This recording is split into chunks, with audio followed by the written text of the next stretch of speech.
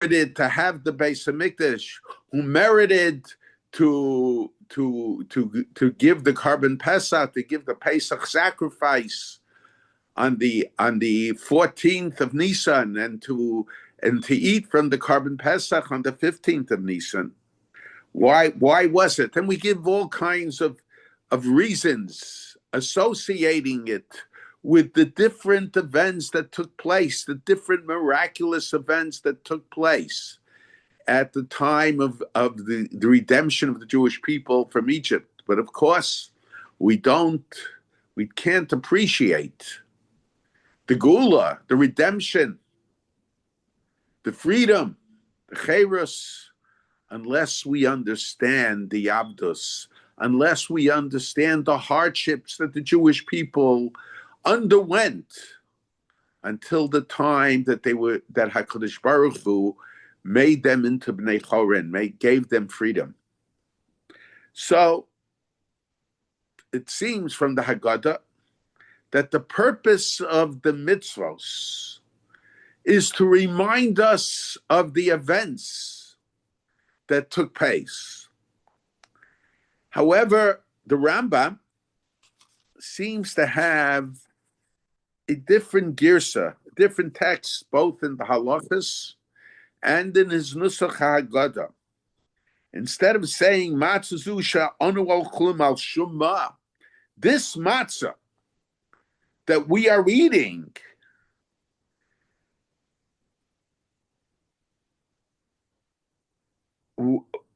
is because of what?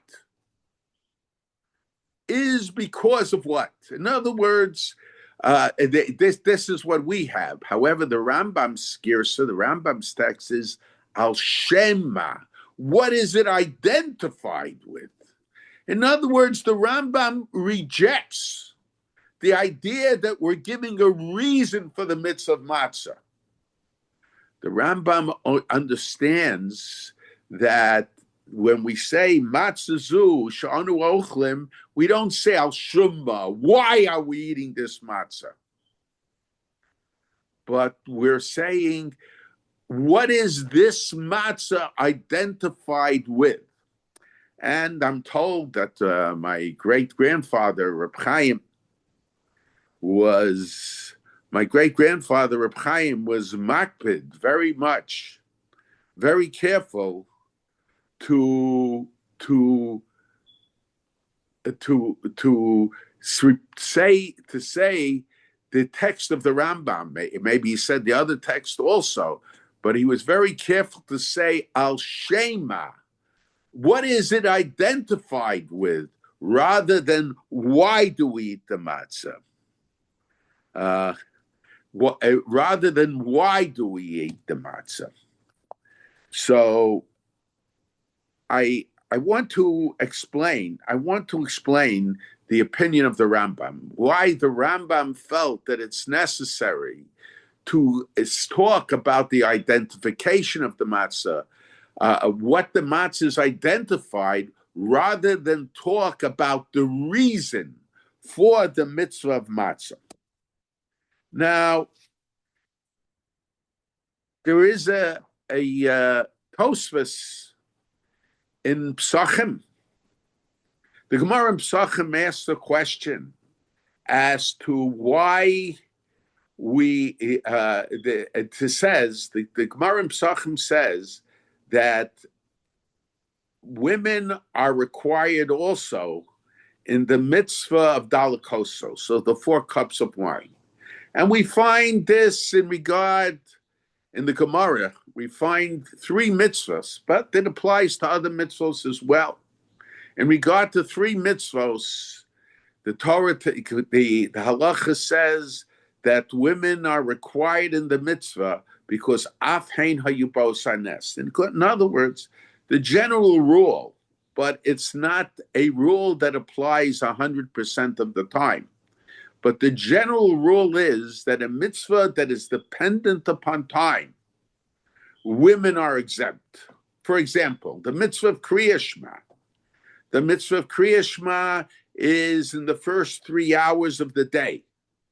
Women are exempt from the mitzvah from reciting the Kriya Shema.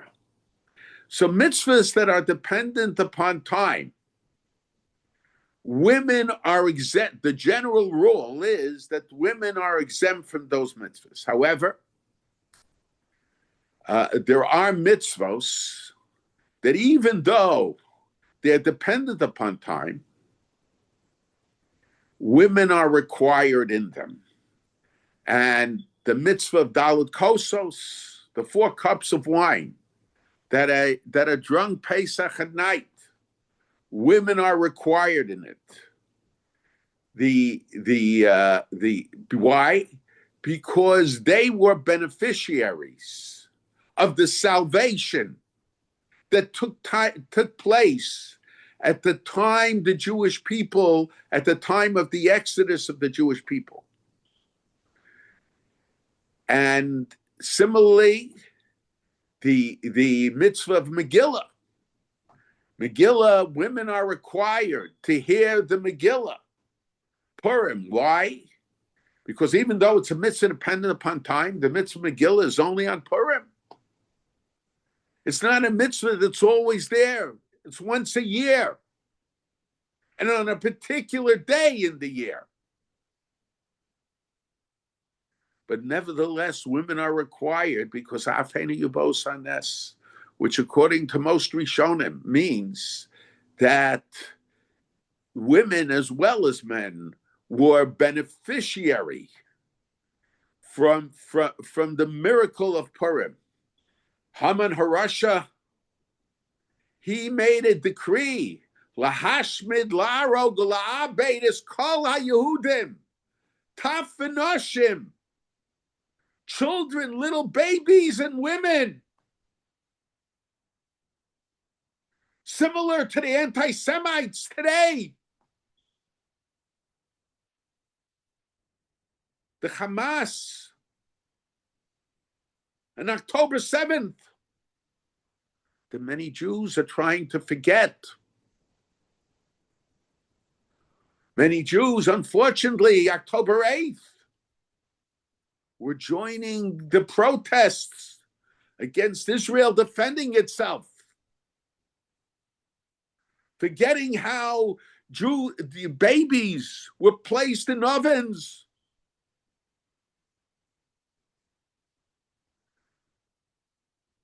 Burnt alive, with their mothers being held nearby to hear the cries and the screams of the baby.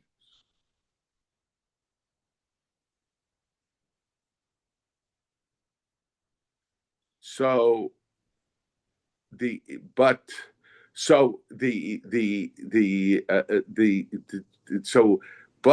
was a salvation. So the women as well as the men were saved through the miracle of Purim. So consequently, women are chayavos in the mitzvos of Purim. And similarly, Hanukkah, because there were all kinds of decrees against the women by the Syrian Greeks. So the miracle of the victory of the Hashmonaim was a salvation for the women as well. Consequently, hein hayu, they were recipients, like the men, of the salvation of the miracle. So they are required to commemorate that miracle as well. So Tosfos in Sukkah, Tosfos in Psachim asks a question, a similar question, but Tosfos there takes a different approach, is asked by Tosfos in Psachim, but Tosfos in Megillah, in Maseches Megillah. Tosfos in Psachim. Tosfos in Psachim asks, why is it that women are exempt from the mitzvah of Sukkah? After all, the miracle of the Ananei HaKavod that gave the Jewish people the ability to travel through the Midbar, to travel through the desert, that covered the people, that protected the people, that shielded them. Was a salvation not just for the men, but it was a salvation for the women as well. And still, we do not say, hein, hayu, haneis, in regard to the mitzvah of sukkah. We don't say women are exempt from the mitzvah of sukkah. It's a nice thing if they eat in the mitzvah of sukkah. They get a reward for eating in the mitzvah of sukkah, in the sukkah. But they're not obligated to sit in the sukkah.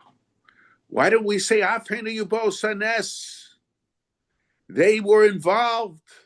They received the salvation of the ananei hakavod as well. They were protected. Why don't we say that women should be required? And Tosfos says something very interesting. Tosfos says that hein, hayu, haneis only applies to mitzvahs d'oraisa, mitzvahs d'rabbanan, rabbinic mitzvahs. It does not apply to mitzvahs d'oraisa. It does not apply to biblical mitzvahs. The mitzvah of sitting in sukkah is a biblical mitzvah. Whereas the mitzvah of the 4 cups of wine, that is rabbinic. The mitzvah of Hanukkah candles, lighting Hanukkah candles, that is rabbinic. The mitzvah of Megillah, even though it's mentioned in the Tanakh, but it was a rabbinic mitzvah. It's a rabbinic mitzvah. When do we say hein, hayu, haneis? That because they were recipients of the miracle, they are required in that mitzvah? That's only in regard to rabbinic mitzvahs. But in regard to biblical mitzvahs, we don't say hein, hayu, haneis. We don't say that women are required. And sukkah is a biblical mitzvah. And actually, it's very interesting. The Minchas Chinuch wants to argue that at least for parts of the Hagaddah, women are exempt because recitation of the Hagaddah is a biblical mitzvah. Okay, but there is a discussion about it. There's a contradiction between the Rambam in the Yad HaChazakah and the Rambam in the Perish and the Sefer HaMitzvahs on that question. But so the general rule is that hein, hayu, haneis, where women were recipients of the salvation of a miracle, they are required the mitzvah that only applies to rabbinic mitzvahs, but it doesn't apply to biblical mitzvahs, even on a rabbinic level.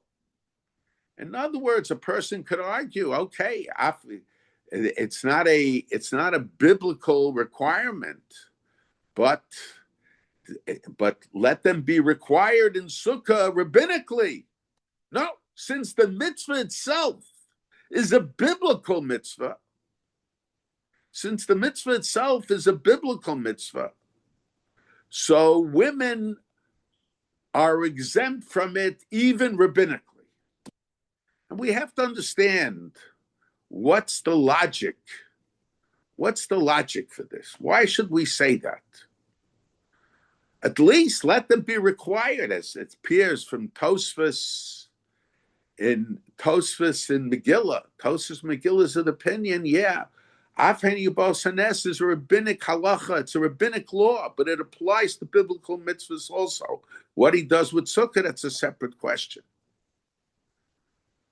But so we have to understand, why shouldn't it apply at least rabbinically to women, even in regard to mitzvahs that are biblical? And I think there are 2 reasons for it, 2 possible explanations for it. One possible explanation is that hein, hayu haneis, that women were involved in the miracle, that they were recipients of the miracle, is a halacha of equalization. That they were recipients in the same manner that the men were recipients of the salvation. Consequently, to say hein hayu haneis, in order to say hein hayu haneis, we have to say that the requirement on men and on women is the same requirement. To say that women are required biblically, rabbinically, and men are required biblically would mean that it's not an equalization. Af hein hayu haneis, Tosfos felt, implies that there was in regard to this mitzvah, there is an equalization. There has to be an equalization. And to say that one is required biblically and the other only rabbinically would not be an equalization. However, there is another pshat that we could say. And it's based on something that my great-grandfather, Reb Chaim, would say. Now, the Rambam in Moreh Nevuchim, gives all kinds of reasons for mitzvahs. Some of the reasons he gives are based on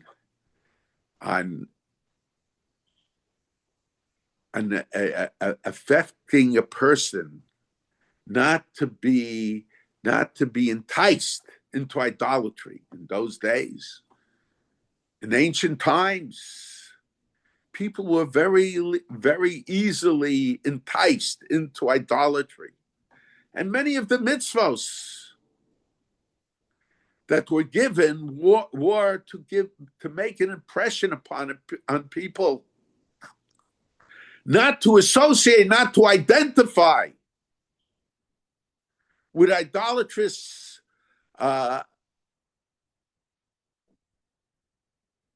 ritual, even if it was done for another reason.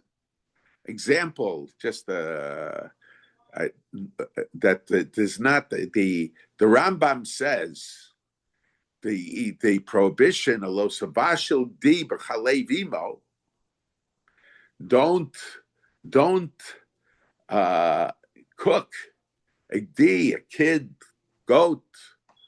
We know it applies to all animals or kosher animals, whatever, in the milk of its mother, which is a prohibition against milk and meat being cooked together or eaten together. The Rambam gives a reason. What reason does he give for it? He says because that was the practice of the idolatrous nations in ancient times, that on their holidays, he shows it in the psukim of the Torah. There was a practice among the idolatrous nations when they had their religious holidays to try to imitate, they would take a ghee, maybe any meat, any form of meat, and cook it in the milk of their mother or the milk of other animals as well, whatever it is. But it was based on the fact that there was a certain ritual among the idolatrous nations. And to me, it's not just limited to that point. The idea the Torah is telling us is don't try to observe your holidays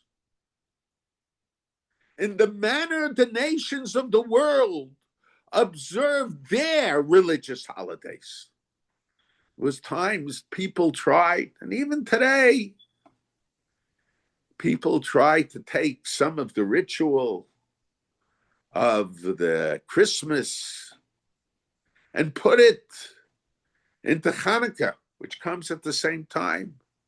I remember they used to joke, but it wasn't a joke. People would have what they used to call Hanukkah bushes. Even today, I hear that people suggest that Hanukkah be observed on the 25th of December, not the 25th of Kislev. In other words, we have our heritage, we have our tradition, and we should use those methods that are part of our tradition, part of our heritage in celebrating our religious holidays. So I think that's the message of Lo Savashal Di B'Chalevimo. But we know the laws of eating milk and meat together in practice have nothing to do with these rituals. It's a law. And we have to, we accept by accepting God as our king, accepting God as our master. So we have to observe the law, whatever the reason could be suggested for it. And it's not only in the religion, from a religious perspective of ritual. The Rambam says that certain animals that are prohibited, why are they prohibited? The Rambam in Moreh Nevuchim, whether you accept it, the reason, or you don't accept the reason, is irrelevant because the law is the law. The Rambam says that certain animals, the meat of certain animals are prohibited, behemoths tmeis, because it's not healthy. Now, whether scientifically it's correct or scientifically a person disagrees, or the situation changed it today because there is greater standards of cleanliness, whatever it might be, is irrelevant as far as the halach is concerned. But so my great-grandfather, Reb Chaim, said, the Rambam has to be understood from a different perspective. What the Rambam is suggesting is based on a concept that we find in Medrashim, we find it in the Zohar. Istakel b'taraso u'baro lamo. God looked in his Torah and he created his work, the world. In other words, the blueprint for the creation of the world was the Torah. What does that mean? And so if we accept what the Rambam says, and I should point out that most Rishonim, the overwhelming majority, some in them using very strong language, explain the laws of Basa B'Cholav and the laws of Kashrus in a different manner than the Rambam does. But if we accept, it's not that that's the reason the Torah gave a mitzvah because of a health reason. No.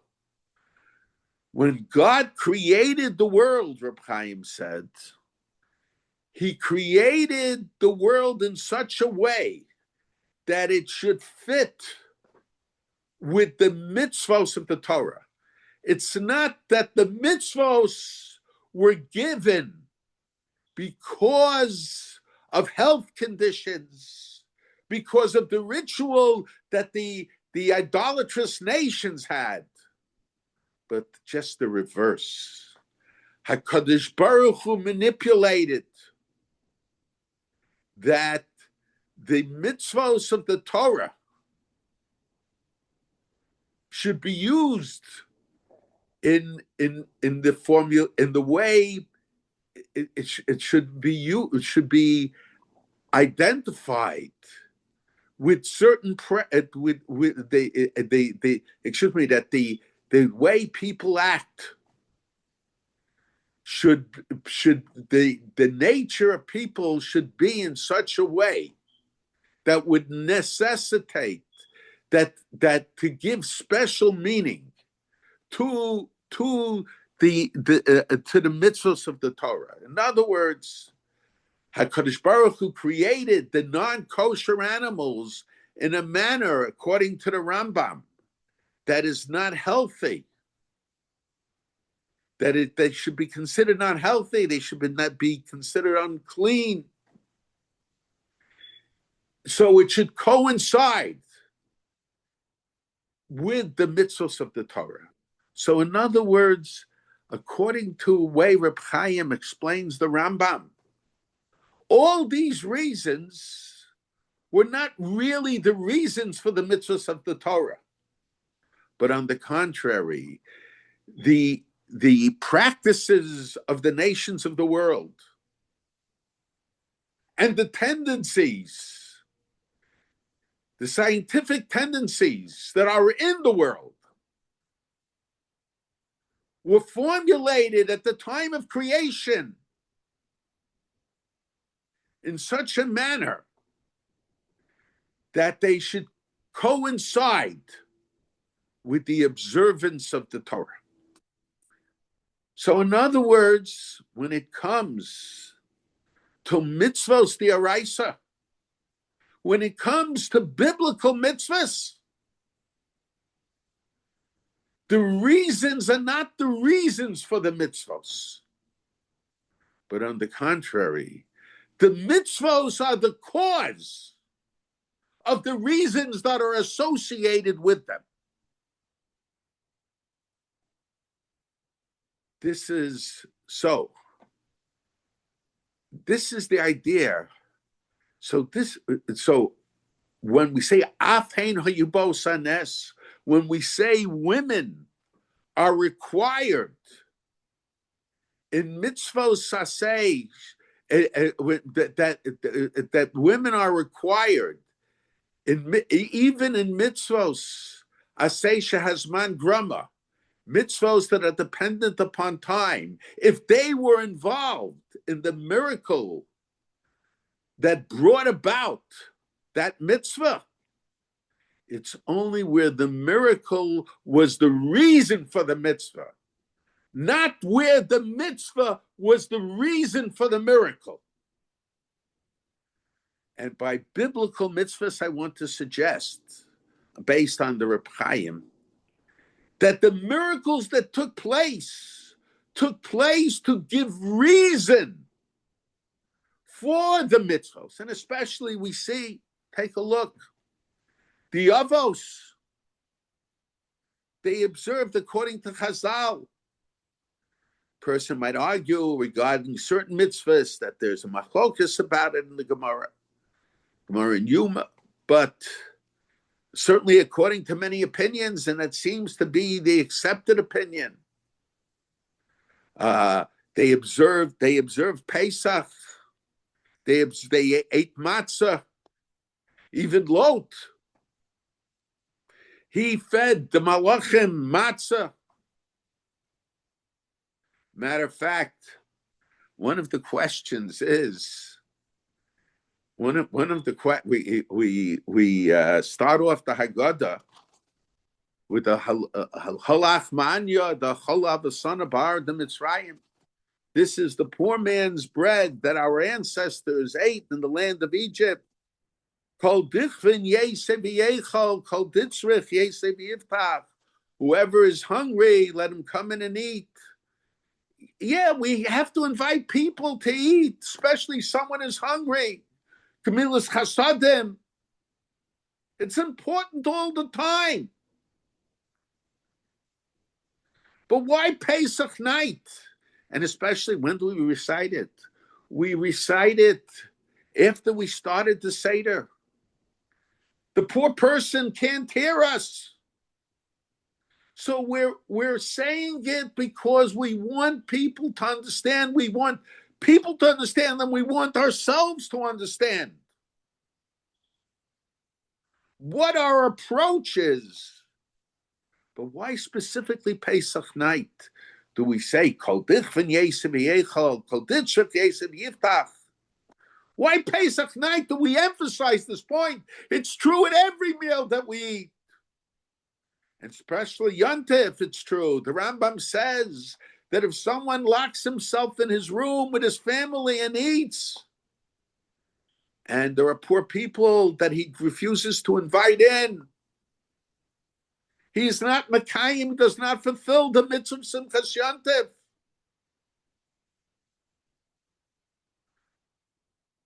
Of eating in a joyful manner on Yontif. But no one says in the Yontif meal, Kol Dichvan Yesem Yechal. Whoever is hungry, let him come in and eat. Kol Ditchuk Yesem Yiftach. We don't say it. Only Pesach night we say it. Why is it that way? There are many answers. I have a few answers that I could suggest myself, but I just want to mention one of them now. It's interesting, first of all, the Zohar says that the three holidays, the three regalim, are identified with the three avos, with Avram, Yitzchak, and Yaakov. And Avraham, he's identified with Pesach. Yitzchak is identified with Shavuos. And Yaakov is identified with Sukkot. And now, why is Avram identified with Pesach? The Zohar mentioned Sukkot, but there's a certain understanding behind it. What was Yetzias Mitzrayim? What was the Exodus from Egypt? The Exodus from Egypt was the separation of the Jewish people from the nations of the world. Goy Mikerev Goy. The Jewish people were separated from Egypt. To a large degree, the Jews saw themselves as Egyptians. They're constantly saying about going back to Egypt. In fact, until one of the Paros dies, they didn't even cry out because they were sure that when Paro dies, the Egyptian people will welcome them back, put them back on their seat of glory, will remember what Yosef did for them.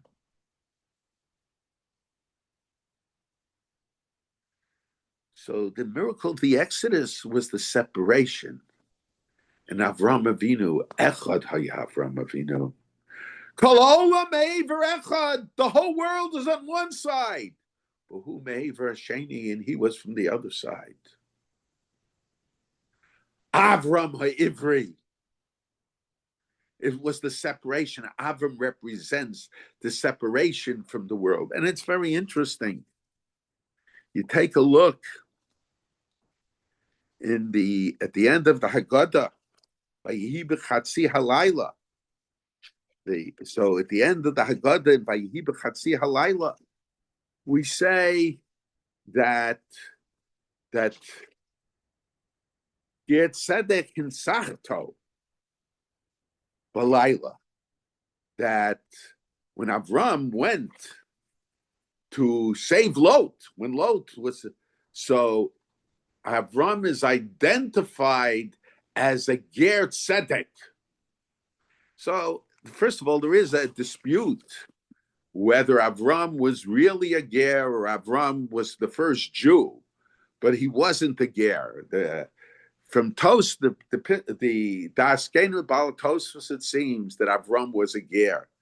That's the reason, one of the reasons Tosfos, I think in Chayesara, the Daskenu Balatosfos in Chayesara says that Avram was able to marry Keturah, even though Keturah was originally a Mitzris.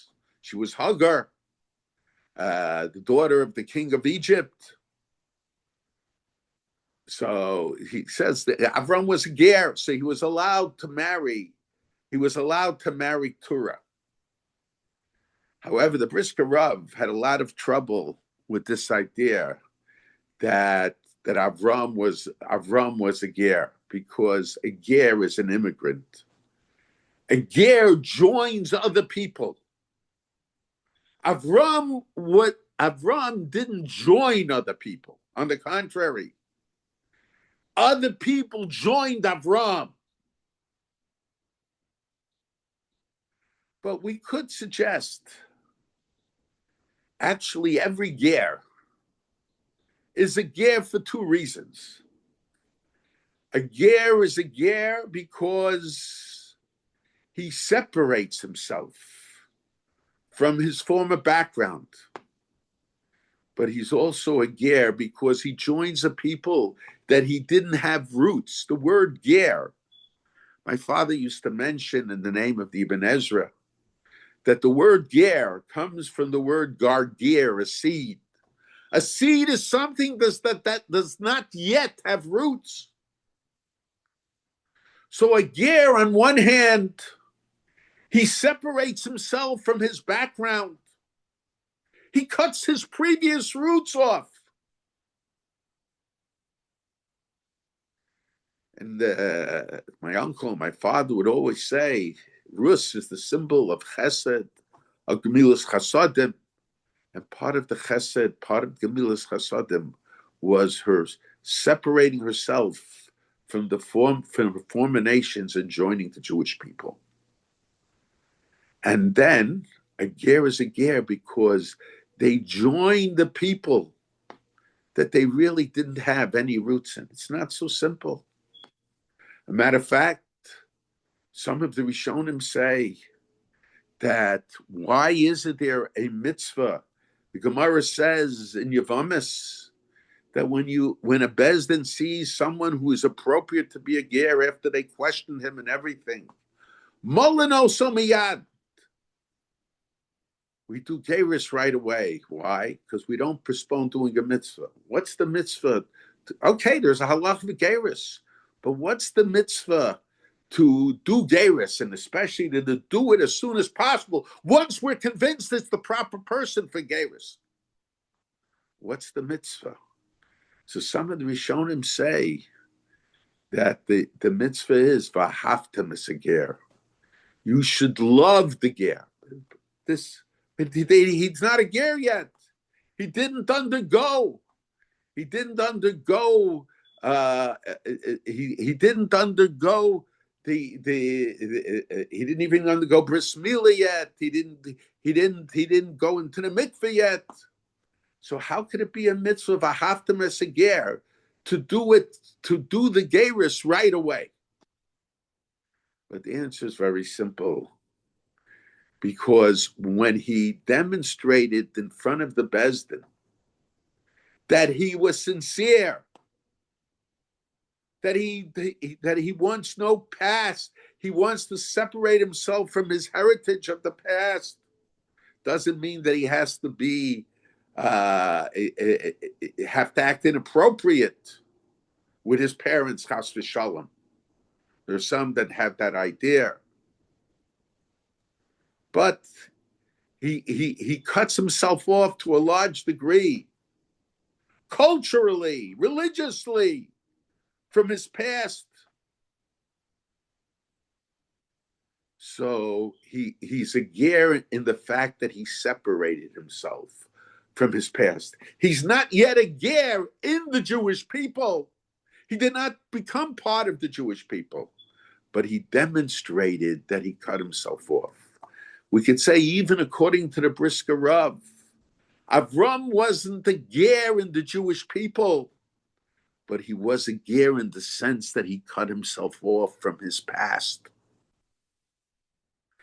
And in a sense, the holiday of Pesach is the beginning of the holiday of Gerus. The Jews were mal themselves. And this was the Milah, this was the beginning of the Gerus of Har Sinai. They circumcised themselves to eat the Karban Pesach. And my uncle says that in addition to the circumcision, that they went to the mikveh also. They went additionally to the mikveh at Har Sinai. But the Yetzias Mitzrayim represents the idea of goy mikerev goy, separating yourself from the nations. And Avram was the ger. Now everybody asked the question: why isn't Moshe Rabbeinu mentioned in the Hagaddah? Why isn't Moshe Rabbeinu mentioned in the Hagaddah? And they say he is mentioned once, but they say because we want to emphasize ani v'lo malach, ani v'lo hashaliach. That's why Moshe Rabbeinu is not mentioned in the Hagaddah. But it's very interesting in Parshas Kitzaveh. So the Torah tells us that the Moshe Rabbeinu is not mentioned. Aaron is the question is why the Baal Turim asked the question. Why isn't Moshe Rabbeinu mentioned? Because that's where Moshe Rabbeinu is told in the terms of the building of the Mishkan that he has to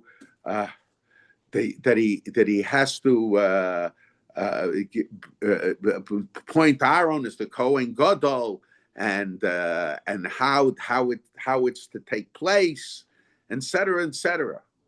So the question is why, but Moshe's name is not mentioned there, and the question is why isn't Moshe's name mentioned there? And I think the reasons Moshe's name is not mentioned is, in other words, to emphasize the significance of Aaron, because this is the parsha where Moshe is told that Aaron will be the Kohen Gadol. And that was a position that perhaps originally was supposed to be Moshe's. But to emphasize the role of Aaron, and I think that perhaps we could suggest a different approach in the Hagaddah also. In other words, if I was to take a look at the Hagaddah, and I was to say, who is the person that the Hagaddah focuses around, I would say the Hagaddah focuses primarily on, of course, HaKadosh Baruch Hu, Ani v'lo malach, Ani v'lo hashliach. That's a very important answer also. And they're both true. But I think another reason why Moshe Rabbeinu's name is not emphasized in the Hagaddah, because we want to emphasize the role of the Avos. Specifically and especially Avraham Avinu. Because, first of all, Avraham Avinu, when is it that he saw the malachim? He didn't realize there were malachim. And he invited them in and he gave them to eat. And when was that? That was Chag Pesach. That was during the Pesach holiday. That was during the Pesach holiday. And Avraham Avinu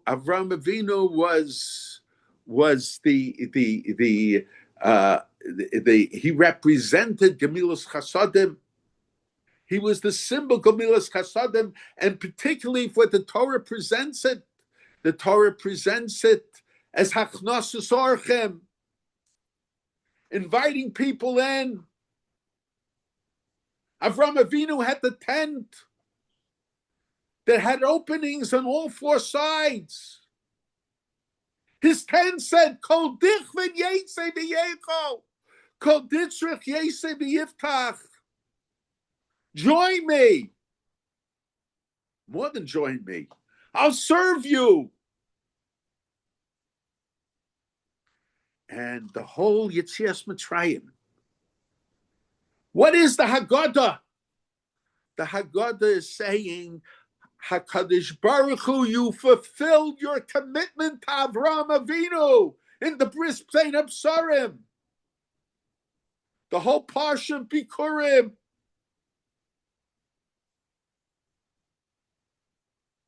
V'hisham d'lavaseinu v'lanu. And not only that, that continues. It was the Haftacha. It was the commitment to Avraham Avinu. This is what the Hagaddah centers on. And we want to give special significance to the Avos, and particularly to Avraham Avinu. So the Torah says, so the Baal Hagaddah does not emphasize the role of Moshe Rabbeinu in the Hagaddah. Of course, where it's necessary, as you see from the Rambam, when the Rambam talks about the Daled Banim, but in terms of the text of the Hagaddah, Moshe Rabbeinu is hardly mentioned by name.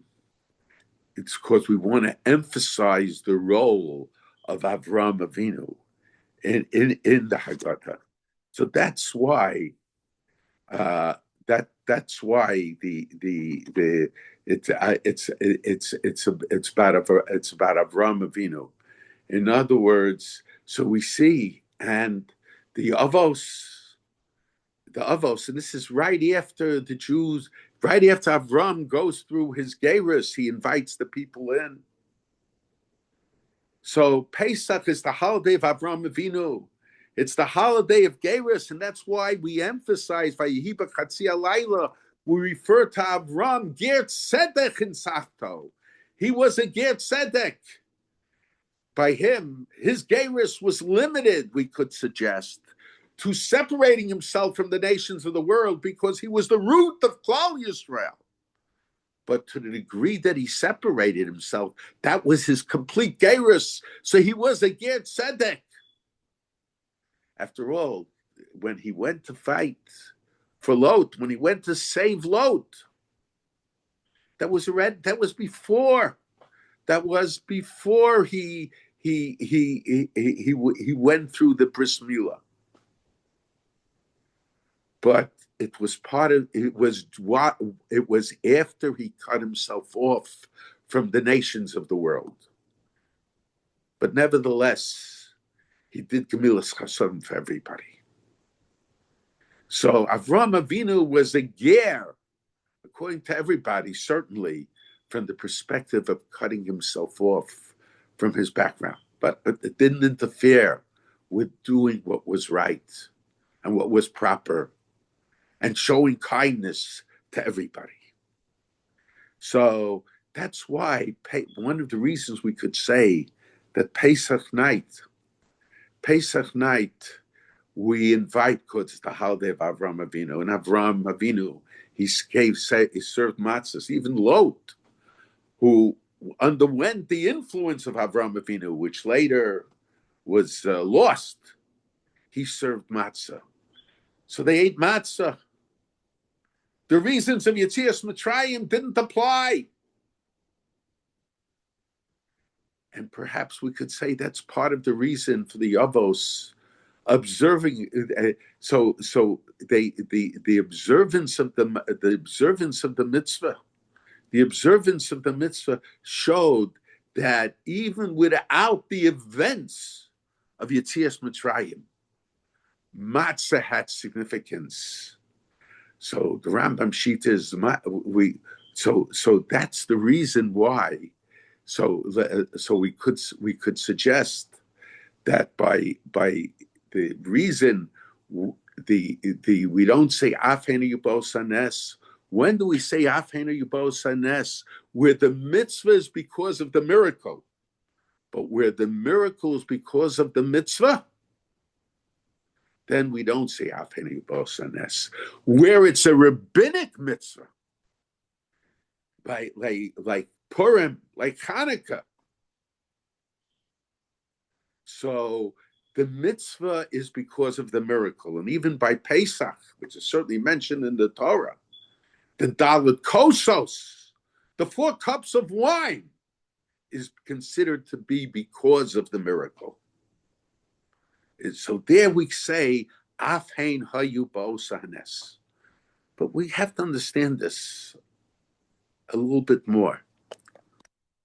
And I think the way we can understand it, you take a look at the end of the Hagaddah.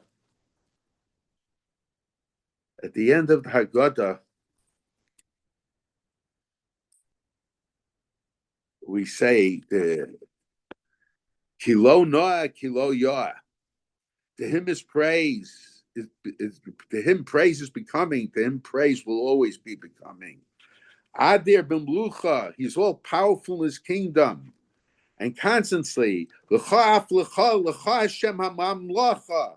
To you is sovereignty.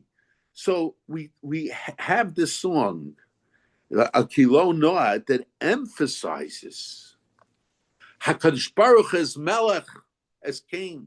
As HaKadosh Baruch Hu having Malchus. How we to understand it? Why after the Hagaddah? And it's very interesting that the Yerushalmi in Psachim asks the question, where do we know the 4 cups of wine? Where do we know the 4 cups of wine from? And Yerushalmi in Psachim says, because Yosef said when he was talking to the Sahar Mashkin, to the butler, when the conversation went 4 times, it mentions Kos Paro. The butler of Paro was talking to Yosef about his being restored to his position of being the butler of Paro, the Kos Paro Biyadi. And 4 times the Kos of Paro is mentioned. So because 4 times the Kos of Paro is mentioned, so because of this, we have 4 cups of wine Pesach. How we can understand that? Very strange, the Yerushalmi. But there's a number of answers that we can give, and I think it might be Tali and Machlokas Rishonim. But one answer I thought is, and it doesn't apply according to Rishonim, is it's not the well, one answer is obvious. In other words, we see that the cup is identified with Malchus. In order to feel free, we were slaves to Paro. So we want to demonstrate that we are no longer slaves to Paro, that Paro is no longer our king. So we make ourselves, that we act as if we are the king. But there's another possible shot. The Pasuk doesn't talk. The Pasuk here talks about the butler of Paro making the cup of wine for Paro. When we pour that cup of wine, we, in a sense, could be not in place of Paro, but we're in place of the butler of Paro. And the Melech is HaKadosh Baruch Hu. And why is it the cup is the cup of God. It's HaKadosh Baruch Hu's cup. It's HaKadosh Baruch Hu's cup. It's God's cup. And when it's God's cup,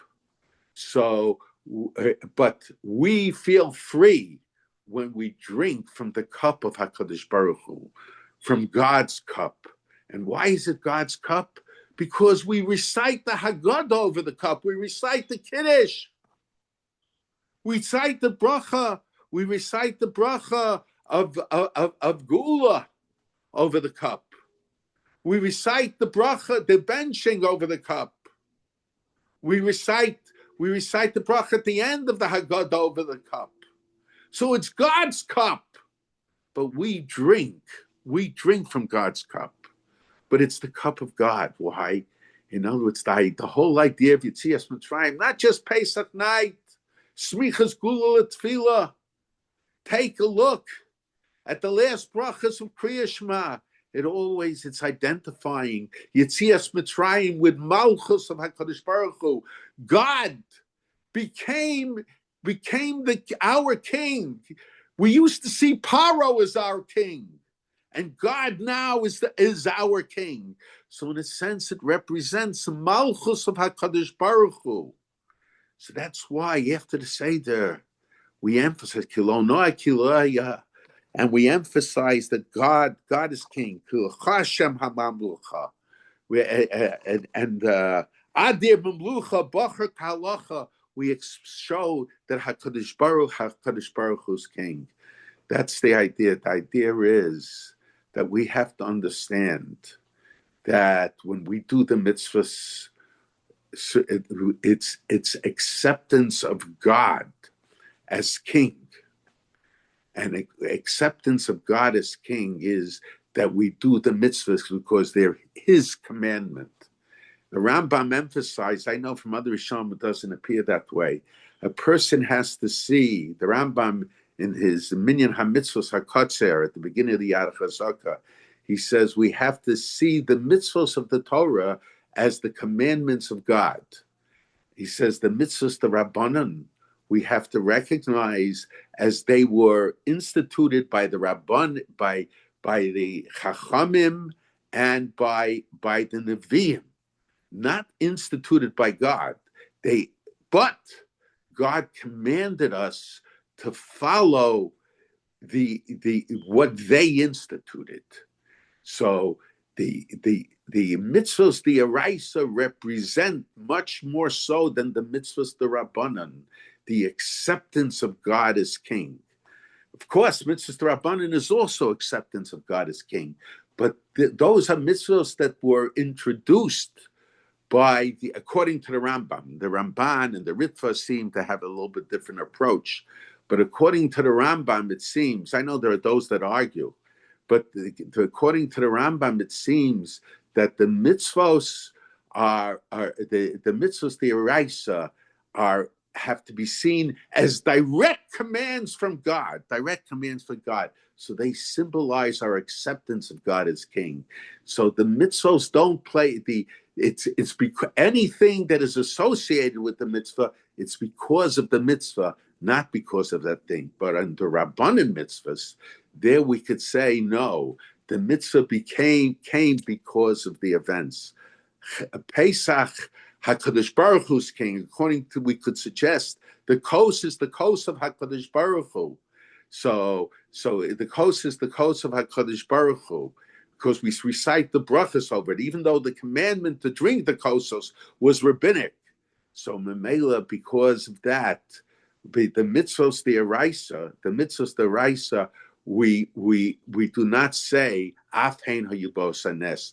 The nes came because of the mitzvah, not the mitzvah because of the nes. Okay. If anyone has any questions, please put them in the chat.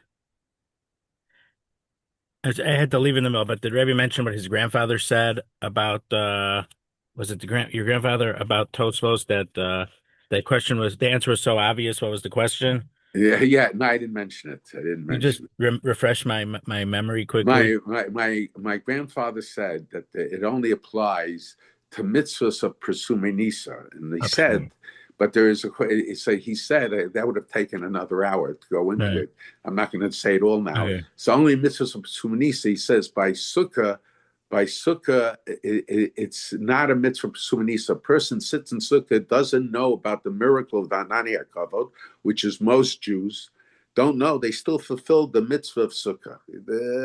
They know it's a mitzvah. They don't know why it's a mitzvah. They have no idea. Still it's a mitzvah. So we only say af hein hayu haneis, where knowledge of the miracle is part and parcel of the mitzvah. Okay. Thank you. Yeah.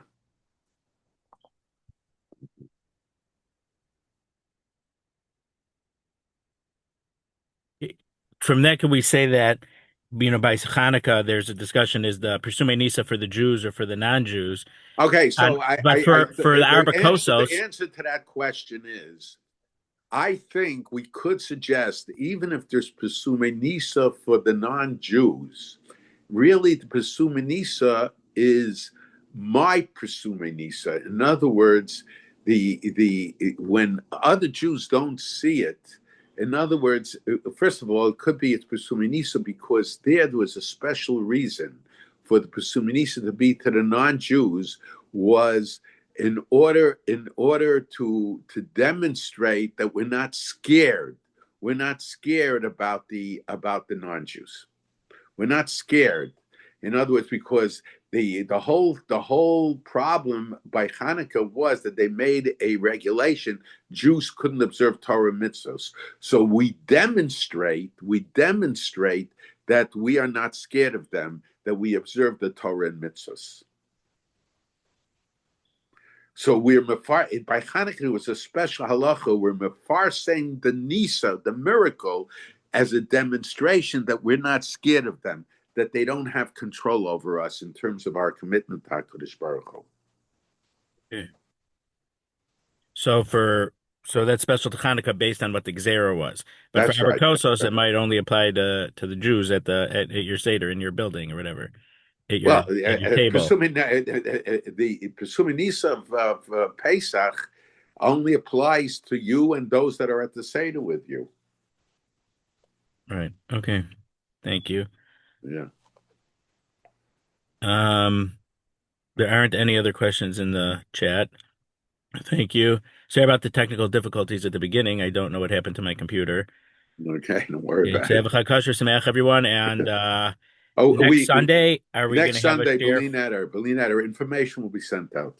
Okay, so okay. Okay. Chag Kosher Sameach.